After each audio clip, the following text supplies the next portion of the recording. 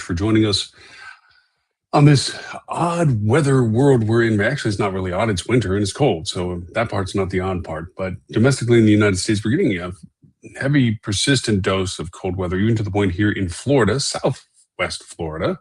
We're getting our coldest temperatures we've had apparently in 16 years, with a chance of flurries, which is really bizarre. It's not really the kind of snow that up farther north of us, northern and Canadians and so forth deal with, but for Florida, the aspect that it would be cold enough to create little snowflakes floating in the air seems really strange.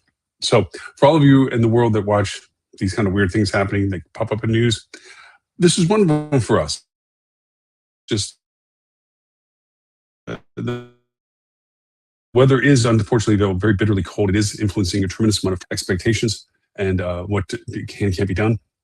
There are, unfortunately, with any of these kind of events, people get hurt and unfortunately lose lives as well. So it's not to be trivialized. By the same token, it is unique in the world of weather right now that we're going through this in the domestic U.S. just to such a degree that there's power outages and snow from as far south as Texas all the way up into Maine, and then as far cold as it is down to us here in Southwest Florida.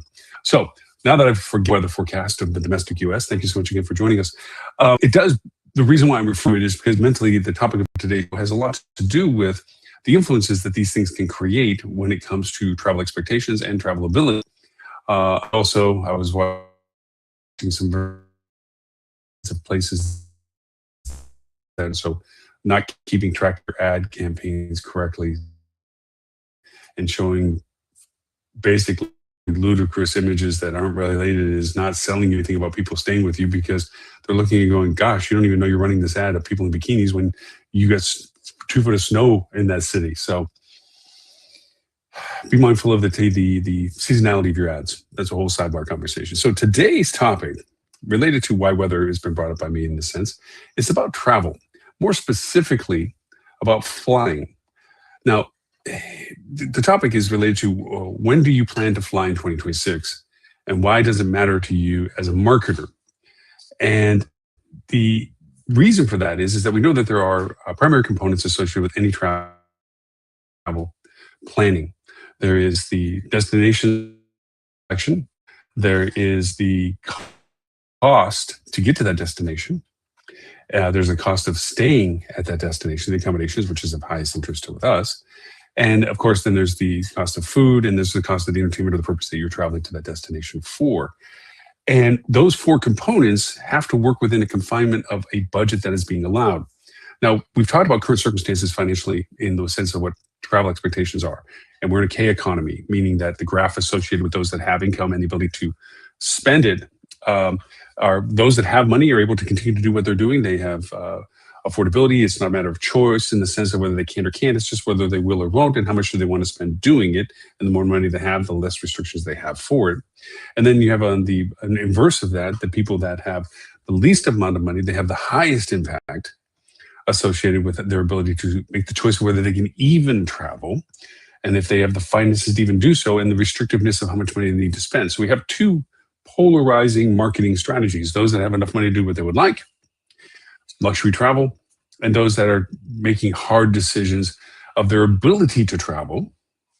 And then you have in the middle of that strata literally nothing, where people just have no means necessary. It's not on the table unless it's an emergency or for a critical purpose. That travel is in the consideration. They're fighting to literally keep the balance of their cost of living adjusted to the incomes that they have. So with that, the idea of traveling with flight is of one of 2 choices. It's part of the 4 components: transportation costs, accommodation costs, food costs, and entertainment costs.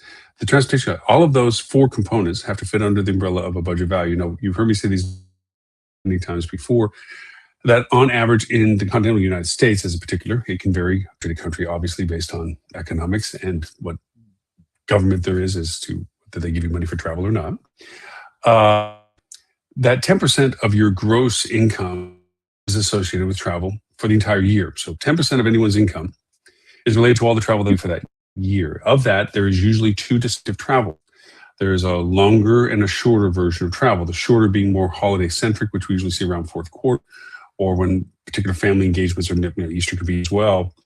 But usually around Christmas and so forth, or Thanksgiving for the domestic US, because those are shorter windows specific to an event on holiday that drives the travel. The other component of travel is usually a little longer, and it's usually related to summertime and or spring break. Now, all of these travel choices, there's the distance that people, that distance dictates the mode of transportation. Is it a driving distance, drive market? Is it a flight distance?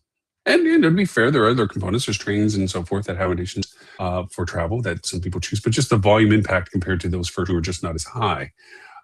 Shouldn't be ignored, they're just not as that high. So here we have two choices, distinctive choices. Do I drive to where I'm going for vacation, or do I fly to where I'm going to vacation? And we're going to address one of them today, which is the flying to our destination. And that's why it's important for us to consider when you plan to fly, it has a lot to do with when all the other components associated with travel begin to be considered. Okay? So this is why it matters to us as marketers. We're learning, we're getting educated over time and getting better at this, is that there's a Goldilocks period. I'm familiar with that, the three bears, Goldilocks, just, too hot, too cold, just right. Goldilocks period, Goldilocks where this is just right, where the price is at its best and the inventory is the most to choose from. And there are Goldilocks windows associated with when you're traveling for what you're traveling for. So let's kind of break down some of these ones. The typical domestic trip, okay, which is usually anywhere from 30 to 90 days out, okay? This isn't related to a specific holiday like Mother's Day or Easter or July 4th or anything. This is just typical domestic travel running from 30 to 90 days out. You're going to go somewhere within 90 days. You're going to see the best opportunity for prices usually as far out as you can of that 90 days, meaning that you're going to see the most interesting prices that are worth considering as soon as you make that decision that you're thinking of flying to destination. So 90 days out.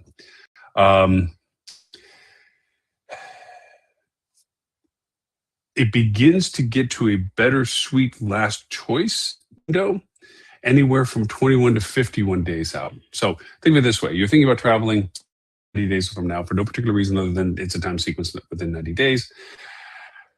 Looking at flights now is probably close to what you're finding is to being the prices that you're going to find even at a time when they're going to either discount, modify, or change them to a brief moment where they might be better. And that's usually 21 to 51 days out. So you're looking at 90 to 60 days. You're going to see yourself with a window of opportunity of getting the best price that you're going to find at the most reasonable inventory available during that time. Now, keep in mind, there's always modifiers to any of these types of perspectives. What class of travel you like doing. Of course, obviously, the redemption value, which we'll get to as to the rewards program, loyalty programs have an influencing effect on when do they offer certain discounted values associated with that redemption process. But from a dollar spend value, on average, for domestic flights, non-defined by event or holiday, okay, usually your price that you're seeing 90 days from the date of your departure are relevant and include the best prices that you'll see within 23 to 51 days of that same departure date. So that persistent monitoring is going on. Why is it important to us for marketers? Because it gives us a quantified value from the user's perspective that says, okay, my flights to this place are going to be X dollars. Knowing what my budget is for this domestic travel trip, that portion now has to be allocated to the transportation. Remember the four portions we're talking about: transportation, accommodations, food, and entertainment. So this much money that I'm seeing in price for tickets, as I'm looking at them, is roughly what I'm going to have to allocate out of the money I'm able to spend for this trip. So now I'm left with the remainder of my budget to handle the three other components. Now, the other components of entertainment is merited upon the purpose of the travel. So that's something we as marketers don't directly first person know because we're not defining it according to a particular event or holiday. So the purpose of their travel could be business, could be just pleasure, could be Smurf business, it could be a lot of reasons. It could be all of the arbitrary, undisclosed purposes that we don't know about. But we do know that our cost for accommodations has to fit in the residual budget because they have to get to us first. So transportation, horse before the cart. This is how I'm going to get there, and this is the amount of money I have to have related to it. So from our marketing perspective, one of the best things that we can do for ourselves is to be mindful of the average costs of most markets that come to us for a certain period of time as to how much it costs for people to pay to get to us.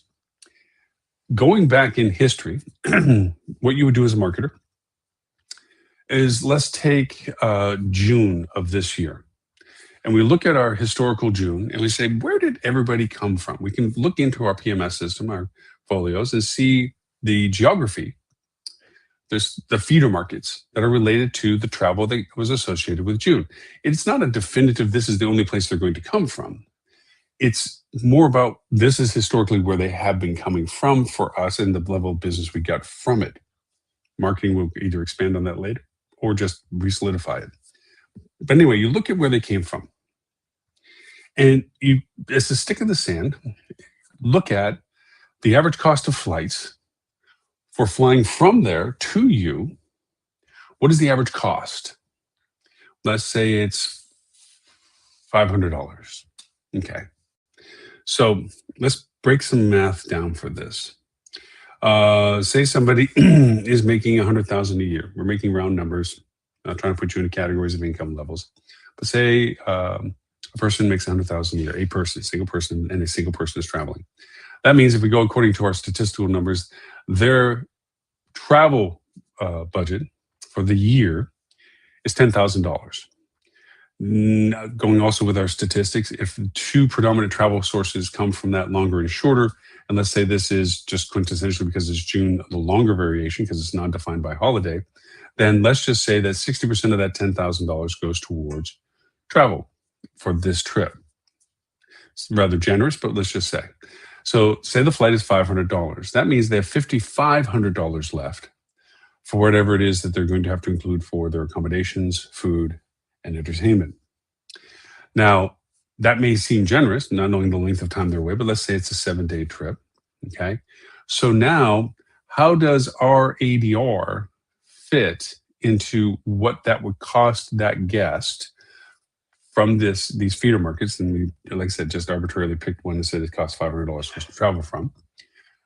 How does our ADR fit into that? So let's say our ADR is $250 and they're going to stay 7 days. So $1,500. I'm rounding the number. We know that anyways. $1,500 goes towards accommodations. So right now the person mentally is looking at, now they figured out how much it might be to cost for them to travel from this feeder market that I think is coming for the same time of the year that we have seen business from. That's around a third of their entire budget is covered from their travel accommodation, travels and accommodations. It seems pretty generous because at that point then 7 days, $100 a day for food, that's another $700. So that makes it now $2,700. That's committed towards 3 of the 4 components. Let's say that, entertainment expense, another $500. Okay. So, wow, this looks out great. We look like we can go over and target these people to come to stay with us because we're not putting a heavy ding on their potential travel budget that they could be spending for, estimated wise, of $6,000. We're only coming in a little over $3,000. Seems like a pretty good thing for us. However, if we start changing any of those numbers, you see how that can expand or contract in relationship to the person's potential budgeting amount that they're traveling for this trip. Now, we're making the base assumption that statistically this person is only going to take 2 trips. This is the larger of the 2, and that they're going to follow the standard 10% of their gross income goes towards travel for their annual year, so forth and so on. We know those are all not static and they're all not correct. They're just averages in the middles of everything. So we have to weigh against what we think is coming in as business to what we are financially able to say we are relevant to in the person's decision modeling process. Because if the person is making your destination their choice, and they made this choice knowing that they're going to have to fly to you, and they look 90 days out from when they're going to be with you and see what the estimated cost of transportation is going to be to get to you, and then now you have to be a part of the financial equation as to what money's left they had allocated for this trip, you fit under, okay? to include eating and entertainment and any other miscellaneous associations with it, Uber rides if necessary, or bus train ticket rides, whatever it is, has to get fit into this bucket of what they anticipate as a budget for their travel. The process is what we're talking about, is defining the travel, the air travel of planning to fly, means that we have to have a good encapsulated picture of the feeder markets, the income levels necessary for it to be a reasonable travel to us. And those income levels can dictate our marketing targeting strategy in those feeder markets. But most importantly, the timing of those ads have to coalesce with the window, the Goldilocks period, okay, the Goldilocks window of finding optimized rates to get to you. We go through a typical funnel description of this, this discovery, education, conversion process. We're talking about timing of making sure we're in the discovery of people's anticipation of travel planning. What is my expected cost of flight? When should I start looking at it? What are the best windows? This Goldilocks period of when is my best window based on the type of flying I'm having? And then from that, we make sure that our strategy of marketing fits that time cycle. Now, is this warranted time to say that we're doing paid ads? No, it's not. Paid ads come from a heightened sense of conversion value or traffic engagement. A lot of what I'm talking about of making sure that you're present when the process of travel, flight in particular, is under consideration, is for them to be aware of our presence in the market that they are looking to. The best channels to do that can be first social, organic being the primary, and then secondary paid social to augment that. And depending upon what time frame in the year you're looking at, depends on what kind of content you're providing for them. Obviously, if this is a nondescript, non-event driven, non-holiday driven travel, you're really talking about the experience of the destination itself and your value relationship to it, how well you're relatable to the things that are going to draw us to your destination. Any variations to that, events and holidays and so forth, augment it more towards those, skews it more towards those. Now, how does this work into our AI and generative AI conversation? What I'm talking about in organic content, things to do, what not to miss, why it's good for them to be based with you compared to other alternatives they have, goes into your SEO content. So you get good answer box engagement. People see you show up for things related to the things that may be driving their interest in your destination. But then you also have the generative AI making sure that you are tethered to the information that people tend to want to discover. You want to either be helping and providing that or helping and provide the relevance of you to that. And all of this comes to timing. And this is just one fragment of what Airlift does to your market. This is nondescript, 1 to 3 month out, domestic, non-event, non-holiday driven traffic. It's one of the largest slush areas to look at. Now we're going to get more defined.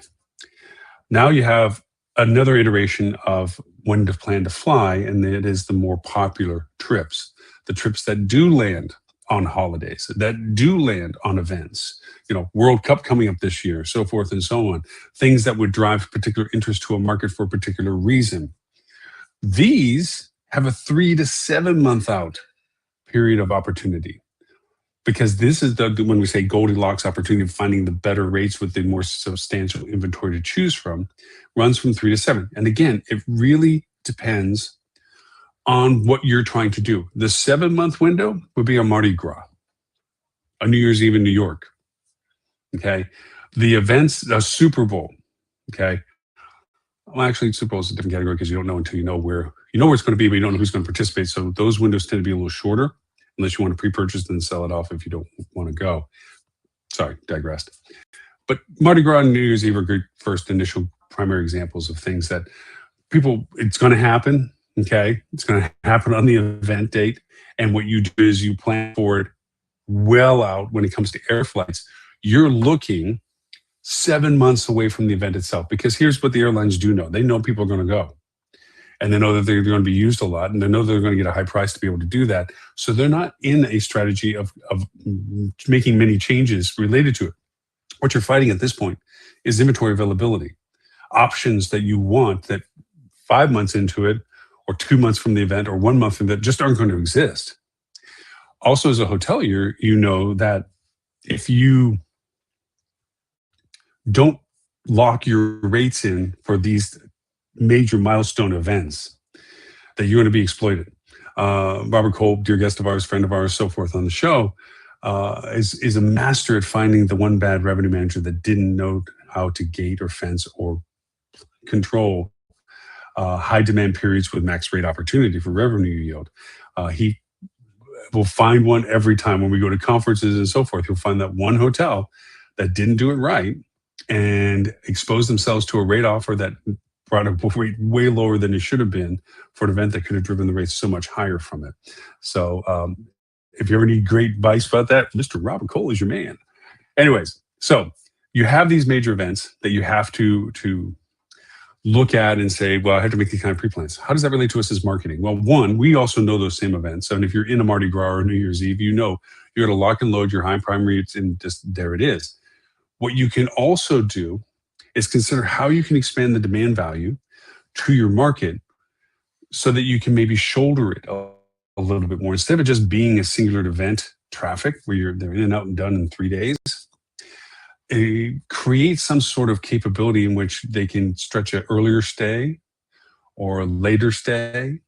Okay, early arrival, later stay, sorry, better terminology, so that you can expand the value by maybe offering a mixed blend of, if you do this, I can give you the perceived lower rate of the high event, which draws more traffic. Like, what do you mean I can pay a couple $100 left staying at this hotel? Oh, if I come 2 days earlier or if I stay 2 days later, blah, blah, blah, that kind of thing.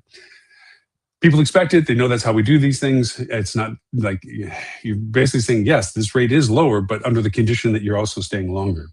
Okay, length of stay is the modifier. Or arrival date shift. Gate fence said that you can only stay these dates with an arrival date 2 days prior, or you can only stay these dates with a departure date 2 days later, so forth and so on. Making those gates and fences is how you yield better, where the rate may be perceived lower for marketing value, but in all honesty, you're generating higher revenue because of length of stay capabilities.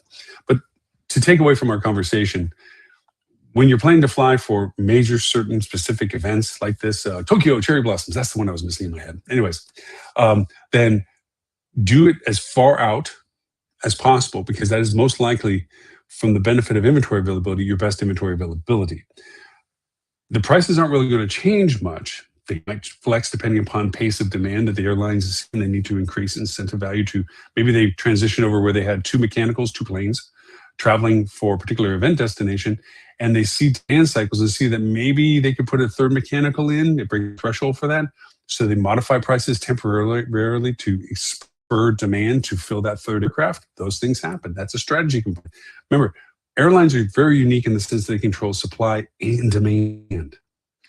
They can make a small supply come off as a high demand, or they can make a large supply become a high demand as well by simply mitigating the time that they make the inventory available.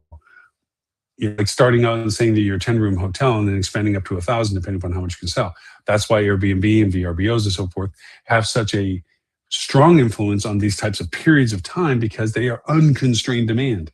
You'll find that more and more, or you should know this, it'd be a Captain Obvious statement to most every revenue manager out there, is the more demand to market, the more expanded inventory becomes available for Airbnb and VRBO, because it's people that don't normally do it, but are okay doing it. They'll throw their inventory in knowing that they can sell it because of the demand to market. Think Mardi Gras, think New York, think whatever, the high demand event-driven things. So, cover 2, we covered the domestic trip, generic, non-event driven, non-holiday driven. We call it the most popular, which is the other end of the spectrum, which is very aspecific, high demand, persistent demand, high yieldability. What do you do with that? Same targeting methods. You know where everybody's coming from, but what the unique factor is, you don't have to focus so much on the feeder markets. You have to focus more on the demand to market. How much is the expected demand that year? Okay. Think of when lockdown was in case, Mardi Gras was a bust, New Year's Eve was a bust, because there was so much restrictiveness that people chose not to go. So even though it was a defined event, the demand wasn't there to warrant this type of yieldability. So when you're marketing for these high demand events, you're really riding the coattails of the demand to market itself. You're not there to identify the value of coming. You're there to identify your value by coming. We're a hotel that has inventory at these rates. That is truly the rate date inventory marketing that works, is We know you're coming. It's about broadcasting yourself in association with the event persistently. Disregarding feeder markets, the flight travel cost is a component that is fitting because the event-driven demand is what's driving the purpose of travel. They're going to fit it into the budget that they have to do what they can do. Now you're talking about thresholds of value. Are you $1,000 room night or your $500 room night will determine whether or not you have the volume for filling up your hotel. But if you're in these major demand markets, events, you're going to fill. Super Bowl is going to fill. Now, Super Bowl is unique in the sense that it lands differently because it is a scheduled event, but the demand is based upon who's in participation to it. There's those that will go for going's sake, but there's the team loyalties that will drive the real demand to market for it, which drives up the cost and tickets and everything else. All you do being in a Super Bowl market for that year is make sure that you ride the event demand from a marketing perspective. All right, so now let's talk about somewhere kind of in the middle. There's a couple of components that are kind of in the middle of our discussion. Like I said, we did generic domestic trip, non-defined by event or holiday. Now we did super popular, high demand event program. Well, we're talking about range of time. Let's talk about spring break. Spring break, it's a little tricky because it's a range of time and it shifts. The holiday endpoint, Easter, is a variable according to when the calendar lands it according to religious practice. The event itself is tricky because spring break inherently related to school break, not whether all from kindergarten all the way through college. Okay, that range is very wide spectrum as to when that actually happens nationally, domestically for the United States, because you have some areas based on weather that spring break actually starts in February. And you have others that have a very late spring break, closer almost to the end of spring break, when the Easter is the official ending of it, okay? In that sense, that runs very late to it. So you have this range of when spring break is defined as spring break. What you need to define is where do you get your business? This is when feeder markets become important again, as to where do you actually get your business from? And determine the calendar constraints of that. If you're getting it from a market that has an earlier spring break, your marketing strategy will be related to what it's going to cost for people to come to you during the time that they want to take advantage of the spring break schedule for their schools. Now, spring break has many impacts for different reasons. You have the spring break because families can take their children out of school and have a vacation. And then you have the spring breaks that are the kids that are in autonomy to their parents, where they get to go off and be doing whatever they want to do from being in school, but that's not a family event so much. And then you have those same said kids that are not going off on their own, but the family, multi-generational, might have it as an opportunity to gather because the kids aren't obligated to school, that they get to go back together again as a family and go do stuff. You have to know your age segmentation of what you are to those audiences based on the feeder markets you're getting them from, which dictates the time of most interest for you to yield what you're trying to do. And the flights associated with those time zones very much are about that whole window. Make no mistake, airlines know their pricing strategy better than we do by market to market, how they get people there and how they get them back. They know what the amount of equipment they have to dedicate to it, the price yield that they can get for that, and how do they amplify those values by yielding how much supply they give for it. Okay, they know they could put 10 aircraft in a feeder market and have all of them a quarter full, or they could put 4 aircraft out there and have them full all the time. And by doing that, raise the prices per seat. That's the strategy component that airlines have. So tracking how airlines price people coming to your market for spring break, that you want to come to your market for the time that you know that they want to come to you for spring break. Okay, by your feeder markets, this is the markets they come from. This is their spring break windows. Great. This is what they are faced with airline costs. That spring break window has been ongoing since before Christmas.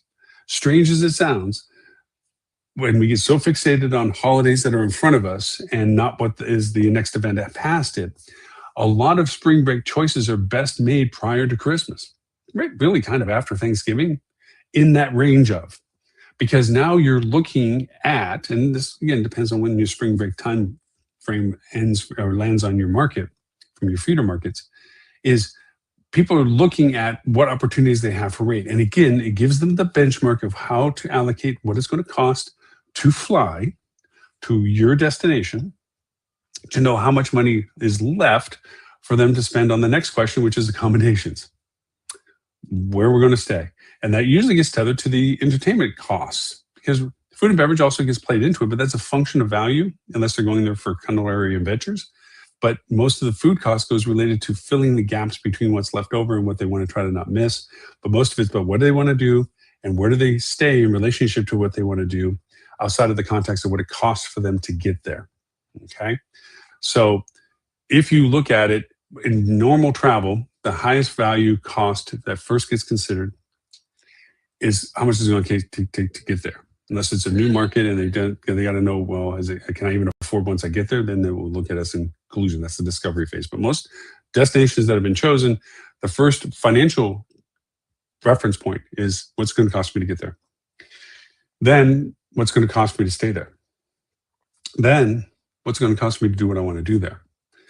And then food fits in between, unless that's the purpose of the travel. So spring break, Goldilocks period, usually 1 to 3 months out for the booking opportunity, depending upon when the time frame lands for your feeder markets to be interested in coming to your destination. Again, why does that make a difference for you as a marketer? Because you need to be in that discovery value at that time. Because as they look at what it's going to cost to get to you, they need to have a reference point of what it's going to cost to stay there as well. They need to begin to balance out their budget.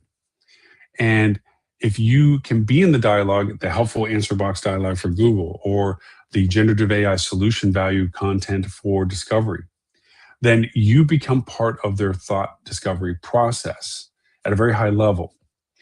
And if you already can offer what you think are going to be your best rates available for that time, you're mimicking a lot of what the airlines are doing in that Goldilocks period, saying, hey, this is the best window of this rate for these inventories. You're doing the same thing. So, other category of time that's also stretched is summer vacation. Okay, and well, you also can do winter through spring, but summer vacation is indicative of a long range of time. Winter through spring is holiday driven. It's very specific benchmarks and bookends as to when people travel for the fourth quarter. So let's take summer vacation, which is very stretched. There are highlights within summer. There's the official start, and there's official end, and there's official, summer adventure July 4th. So you have bookends to event-driven things within summer, but summer is a stretch of time. Again, when you're looking at the best windows for the lowest prices and so forth, even Google Flights, there's some really good articles, which a lot of it is what I'm thinking through as I'm discussing this as I pull them up to have in front of me, is that there are windows of anything from 14 to 43 days out from when you're traveling to 48 days prior for a longer duration distance flights, international flights. But we're not going to talk about that. We're going to stay domestic right now.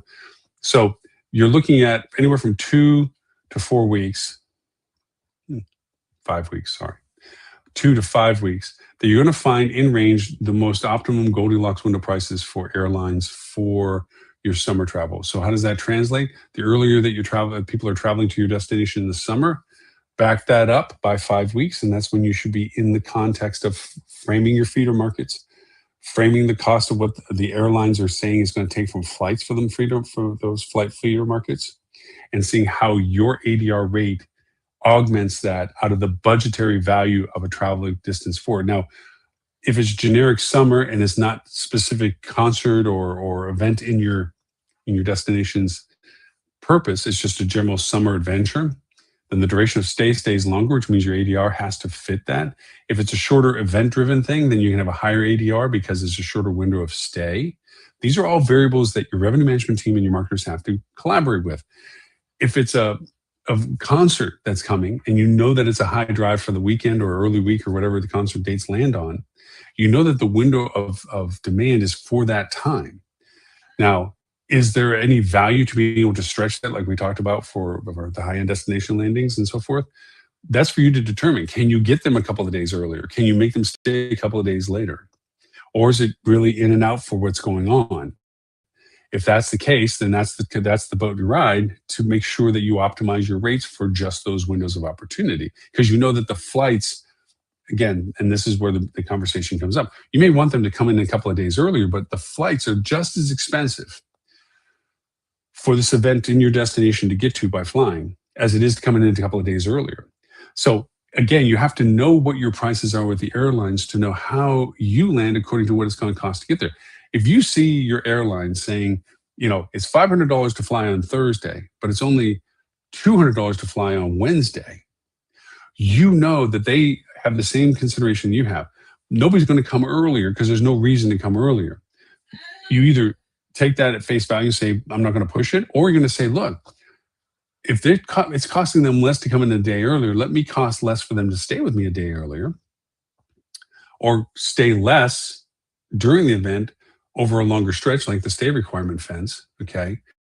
And take advantage of the fact that the airline lowered its rate or has a lower rate, because those aren't demand windows that they're trying to yield. They're not trying to get people to stay or come sooner to your destination or stay longer after your destination, because they can't yield it. They get that demand up. There's nothing that they can raise the rate on. Maybe that's an advantage to you. Maybe it's just a statement of the obvious and you can't do it yourself. The airline can't do it. You can't do it. The people are coming in only for this event, and they're only going to come in that the airlines have the high rates, because that's the demand cycle the airlines recognize. And you have to do the same thing for your length of stay stuff. And they stay and they go, and that's it. That may be the case. But with summer vacation, you're dealing with a longer stay. So you need to be more equitable as to all the value propositions that you have, your branding of what you are, where you are, for what you represent, for what you're capable of giving, all your amenities and your relatable values to all the things that are the demand factors of your market. And how can you equate that for the duration of that people stay, the ADR you have to balance out what it takes to fly to you. Now, again, we're only segmenting flying market. We're not talking this is the only market. We're just talking about the flying market. There is the drive market and everything else, okay? You have to balance out what you're doing to the flying market with your drive market. You can't be running prices for drive market in contrast to your flying market, because the fly market's going to go over and say, hey, you advertise this rate and I paid this higher rate. No, I want this guaranteed rate. I'm going to cancel and do something else. You have to balance out what is the amount of demand from each of these driving forces of travel to know how you can yield the best rate availabilities for the demand for what's you're targeting for, and how that relates to each of the budgets associated between the fly market and the drive market. As always with flying, the lead time dictates the exposure time for us as hotels. We don't need to be as in front of the conversation as transportation has to be all the time. Sometimes we should be ahead of them. We should be talking to our potential guest stays and guests associated with it about what we can offer that incentivizes them to come to our market. And the flying is just a function of their interest that we generated. There's that strategy as well. It's the mix of those at the timing of who we're talking to, in the targeting of where they are and for what they're traveling for, that makes marketing such an integral part of revenue management. Knowing when that marketing leads the discussion and when revenue leads the discussion and marketing has to augment it. That dance between the two is a lot like what we're talking about when it comes to flying versus driving, is knowing who you're trying to get more attention to, and then how early in that process that you need to be discovered, and which channel is the best to mitigate that message. As we're seeing with generative AI and long language model usages and more agents trying to help you in this process of discovery, more important now than ever in knowing that doing that means you have to have a very clear pricing strategy as to when people are making these choices. So when you're planning to fly has a lot to do with when you're making plans to what you're going to be doing cost-wise associated with all of the components of your travel budget. That's why when you fly in 2026, why does it matter as a marketer? Because you have to blend these efforts together. Sometimes the fly market is not worth pricing towards because it's so costly for them to come to you. The people that you at your hotel, you can't lower your rate to accommodate the cost factor to balance out to a flight to your destination, you have to appease more the drive market where you can demand the higher rate because they have the higher margin to pay for accommodations because they had the lesser margin to pay for travel to get to you. It's just the reality of it. Plus, as I mentioned in the K economy earlier in the discussion, those that have the money are really making the choices balanced on what they want to do compared to whether they can do it. And then the other people in the bottom of the K, sadly, are looking at whether they even have the ability to make that travel choice. And you have to decide which market you're going after. You can't be the cost-effective leader to those that are trying to squeak the pennies together to make the trip and still think you're going to get the luxury or at least the money safe traveler to want to stay with you as well. You have to pick the lane that you want to be in. Your rate is either going to be reflective of the fact that you have the money to pay for it, or it's going to be reflective of those that don't have enough money to pay for it and you can fit into their demand. That's the choices you have to make. You don't have a lot of middle ground at this point in the current market scenarios. And that's how you have to balance out.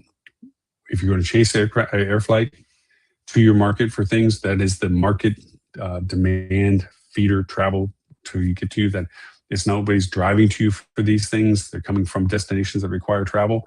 Then you have to accommodate your ADR to fit into the budget strategy that the flight cost is related to as well. And you have to land in the dialogue on the proper channel with the proper content at the stages of the discovery of what goes into when people should start looking for their flights and what it costs, and that Goldilocks period when that's the time best to make the choices for your flying because the rates and the inventory that are choosable is at its optimum. And that's when you need to be ever present in what you're saying about your value proposition at a price point, ADR for the collective value that you think the stay duration is for on average for that time of year from the sources of the market, rate resistance, the mathematics of rate resistance, to make sure that you're placed well for it so that you are the next progressive decision that they make and inclusive of their choices of their expenses for travel.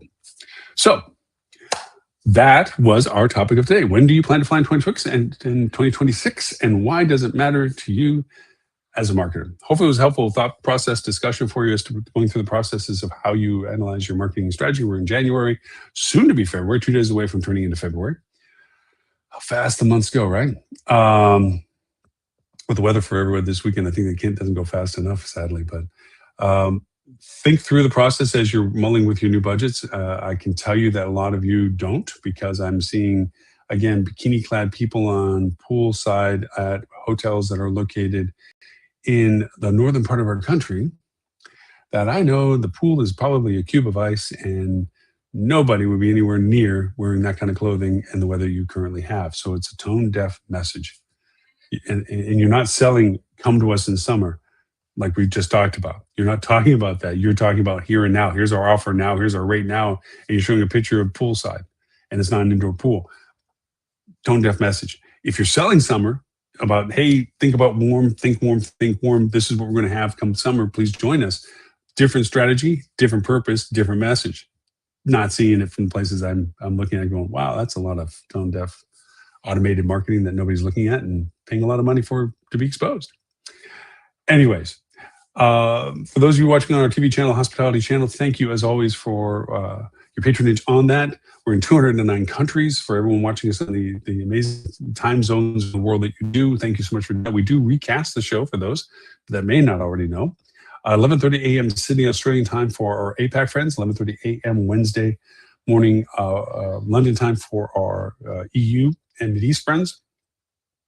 The show will always go into hospitalitychannel.tv. That's our repository of all of our shows and all of our podcasts. You can look it up by topic, date of broadcast, co-hosts, what have you. That and for our radio station as well.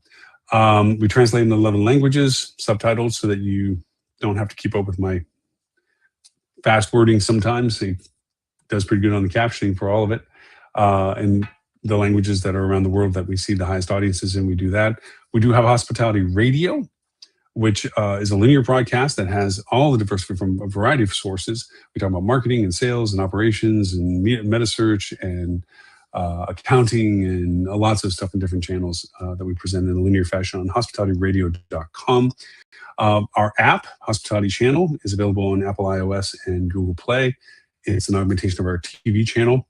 There's a pay gateway for paid stuff. The show's always free and a lot of other content free on that side. And if you are a hospitality marketer, you're more than welcome to join our peer level groups at hospitalitymarketing.club. Just go there, you see a little box, put your email in.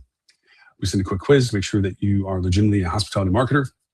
And from that point, you are invited to join, and you can join whatever groups of your interest that you want to get involved with. So with that, and we also simulcast, and a big thank you to all of our corporate and association relationships that broadcast our show on their Facebook pages or their YouTube channels. We're all over the place with industry associations and companies that like our content. And you can catch us on LinkedIn, YouTube, Twitch, LinkedIn, YouTube, Facebook, not on X, got off X. But anyways, we're Twitter. But you can find us there. And of course, if you have any feedback to me, I answer each and every email at lauren@hospitalitydigitalmarketing.com when it comes to the show or the podcast. If you have an audio question or an audio response, you can catch me at hdm.news/talkback. I put a question of the week out there, and get some great, interesting answers from that. You can always get back to me that way as well. So with all of that, thank you, as always, for the privilege of your time. My name is Lauren Gray, and I look forward to talking to you next week.